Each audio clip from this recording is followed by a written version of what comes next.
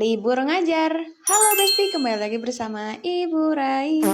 Diawali dengan mencuci beras ya Besti. Ieu teh sebenarnya mah ke jam 2 berang. Abi teh karek mulai video da soalna mah asa hoream pisan tadi teh. Karena abi teh hoyong suksesnya jalur ngonten jadi we maksakeun tuh. Ayeuna teh lanjut tuh beberes du di luar karek disapukeun ieu teh berang-berang ge. Teu naon lahnya nu penting mah bersih. Lanjut we ieu teh loba tilepaneun Besti ya sudah kita tilepan dulu. Sebenarnya lain loba tilepaneun, cuman emang dia aja ditumpuk ameh jang pikonteneun. Pokokna mah aya nama kegiatan-kegiatan rumah tangga teh di video teh jang konten. Alhamdulillah si Raidut sibuk sorangan ya garek mantuan tuh cenah rek ngasupkeun baju tapi baju nate eta gerak nyangsang di handapnya kumaha ditutupanna nya. Lanjut we Besti ari baju geus diasupkeun ka lomari mah kita ke dapur ieu teh loba ge rohaneun anu can dirapihkeun. Mari kita rapihkan. Sebenarnya mah teh loba teuing piring da sono piringna geus kalalotor saya can disimpen kana lomari piringna oge. Ieu teh tinggal hayang asup ka kamar tapi tutupna ka ceurik. Sakitu heula Besti, bye bye.